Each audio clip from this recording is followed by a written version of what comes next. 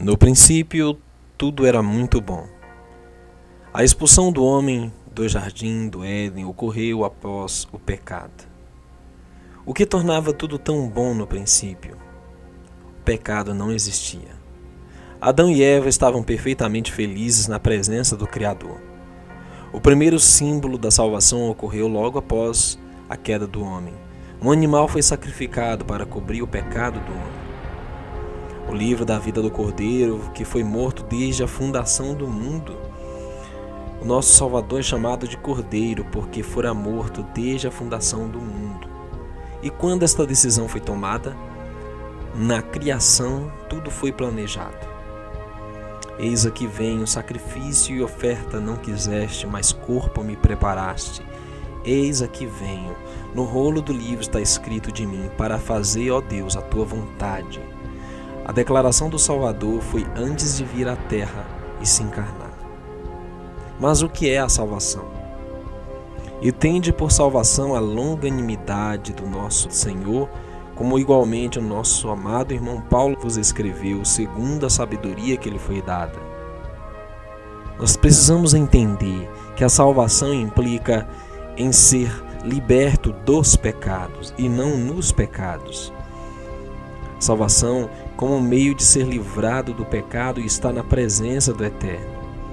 Em 1 Pedro 3, 21, claramente observamos que a salvação ela ocorre para nos livrar dos pecados passados, de uma consciência suja. Em Romanos 13, 11, a salvação é agora, do poder do pecado. E também será na segunda vinda do Salvador para nos livrar finalmente da presença do pecado.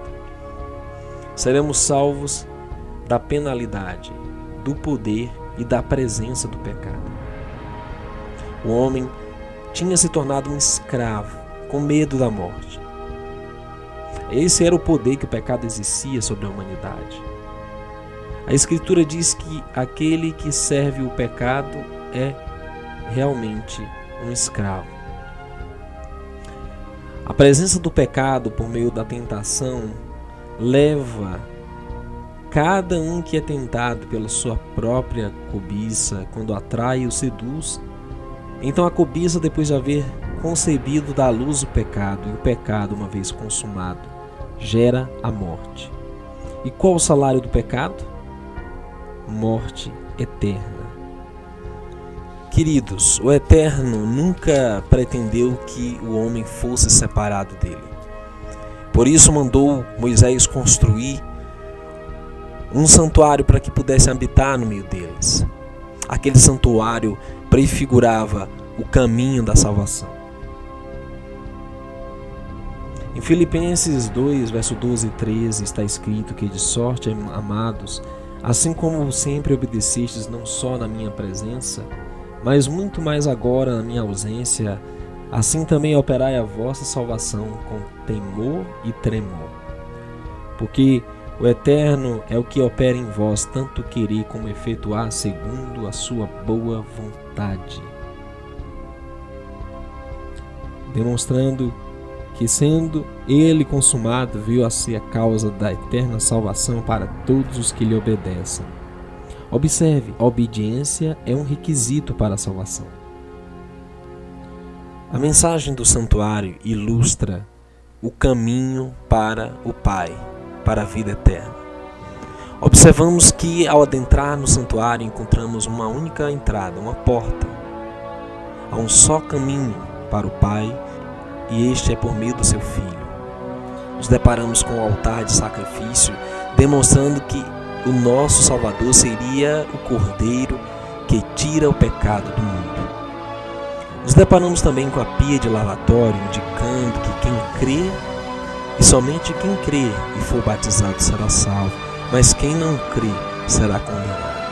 Ao adentrar no santuário, observamos então a segunda etapa da salvação. Na primeira fase do santuário, no átrio, encontramos o processo que as Escrituras chamam de justificação. Logo, muito mais agora, sendo justificados pelo seu sangue, seremos por ele salvos da ira. Essa justificação engloba todas as experiências passadas sendo perdoadas pelo nosso Pai. Como ele recebeu o filho pródigo na parábola, o pai não joga em seu rosto seus erros e falhas, mas o admite de volta. Assim, nosso Pai amado deseja receber-nos.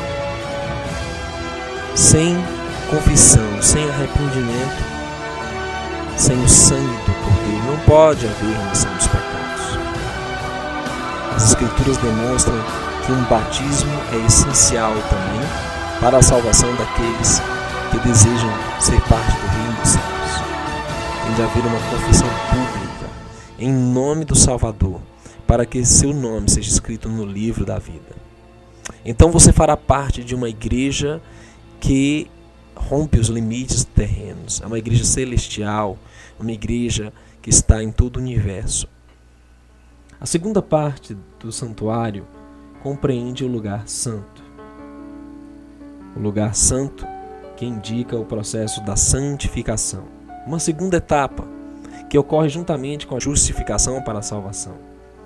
Mas devemos sempre dar graças a Deus por vós, irmãos amados, do Senhor, por vos ter Deus elegido desde o princípio para a salvação, em santificação do Espírito e fé da verdade, nos salva do poder do pecado.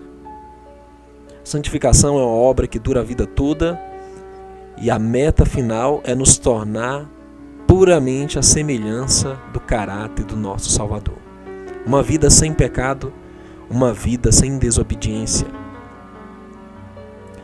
Dentro do lugar santo haviam 3 itens que ilustram o processo de separação do pecado, ou seja, santificação. Havia ali o altar de incenso, a mesa dos pães e o castiçal. O altar de incenso indica a oração, que sobe até o Pai com aroma suave. Portanto, é necessária uma vida de oração para sermos santificados. Observamos também que havia a mesa dos pães, 6 de cada lado, 12 ao todo, indicando o alimentar-se pela palavra, indicando a presença do Salvador no nosso interior e que essa presença e que seus ensinamentos se tornam parte de nós, da nossa constituição. Havia também um castiçal. O castiçal representa o poder de iluminar. Vós sois a luz do mundo, disse o Salvador. Quando nos alimentamos da palavra e mantemos uma comunhão em oração, iremos testificar do amor do Eterno.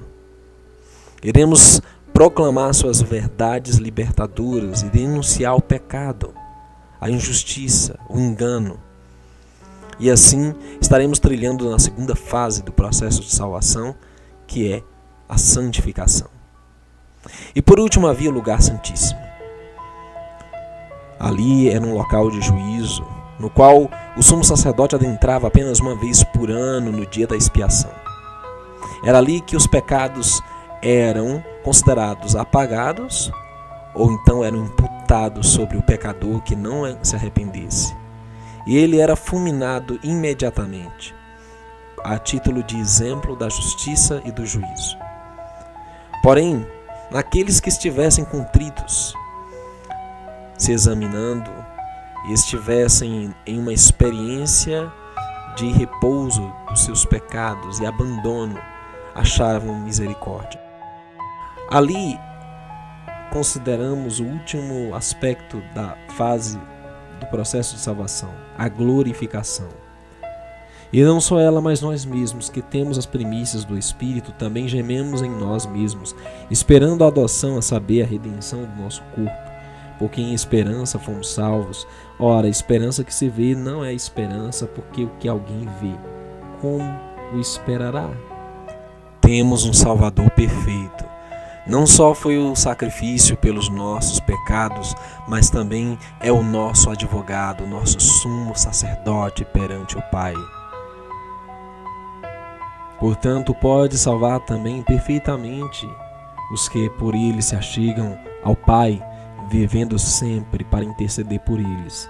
Porque nos convinha tal sumo sacerdote, santo, inocente, imaculado, separado dos pecadores e feito mais sublime do que os céus, que não necessitasse, como os sumos sacerdotes, de oferecer cada dia sacrifícios, primeiramente por seus próprios pecados e depois pelos do povo, porque isso fez ele uma vez, oferecendo-se a si mesmo. No final, o nosso sumo sacerdote encerrará sua obra de mediação entre nós e o Pai. E então estará feito. Quem for santo, continue santo. Quem for justo, continue a praticar a justiça. Quem for ímpio, continue na sua impiedade. Quem for injusto, continue a praticar sua iniquidade. No final seremos salvos não só da penalidade, do poder, mas também da presença do pecado. Queridos, o plano da salvação está à nossa disposição hoje. Nosso sumo sacerdote ainda está sentado, está intercedendo, está ministrando pelo perdão e pela santificação dos nossos pecados. Eu e você temos de aceitá-lo como nosso Salvador e o nosso intercessor. Você recebe o Salvador como seu único advogado? Você gostaria de receber o plano da salvação?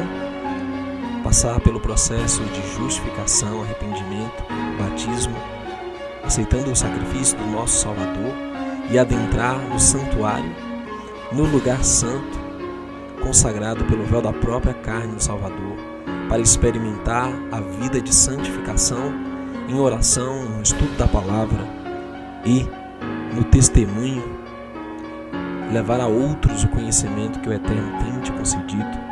Você gostaria de adentrar mais longe ainda no lugar santo dos santos e passar pela experiência do juízo e receber a glorificação ou a imortalidade com a vida eterna? Receba hoje o glorioso plano da salvação que nosso Pai Celeste, juntamente com seu Filho, designou desde o princípio.